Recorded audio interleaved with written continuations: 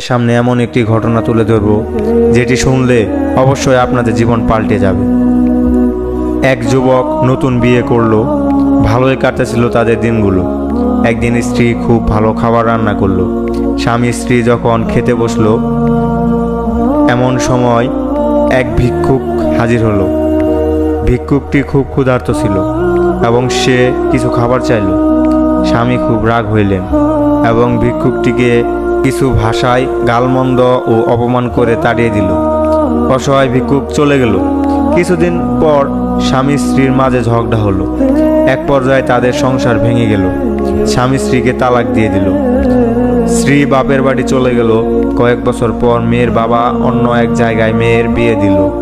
নতুন স্বামীর সাথে শুরু হলো তার জীবন। দ্বিতীয় স্বামী প্রথম স্বামীর চেয়ে অনেক ধনী ছিল। একদিন স্বামী স্ত্রী খেতে বসলো। ইতিমধ্যে একজন ভিক্ষুক আসলো।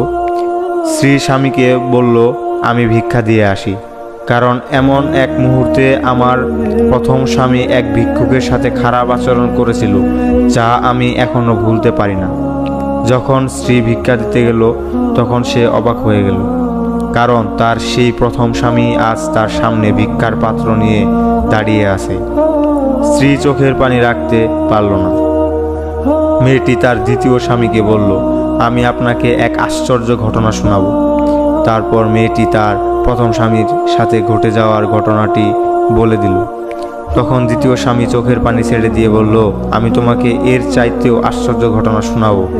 তুমি হয়তো শুনে অবাক হবে যে ওই দিনের অসহায় সেই ভিক্ষুকটি আমি, যিনি আজ তোমার সম্পদশালী স্বামী।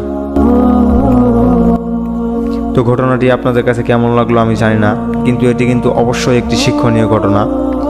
এর মূল শিক্ষা হচ্ছে, আল্লাহ তাআলা মুহূর্তের মধ্যেই গরিবকে ধনী আর ধনীকে ফকির বানিয়ে দিতে পারেন। সুতরাং আমরা কখনো কোনো অসহায় কিংবা গরিব লোকের সাথে খারাপ ব্যবহার না করি। যদি পারি নিজের সাধ্যমতো সাহায্য করব। কোনোভাবেই তাদের সাথে ধমকের সুরে কটু কথা বলবো না।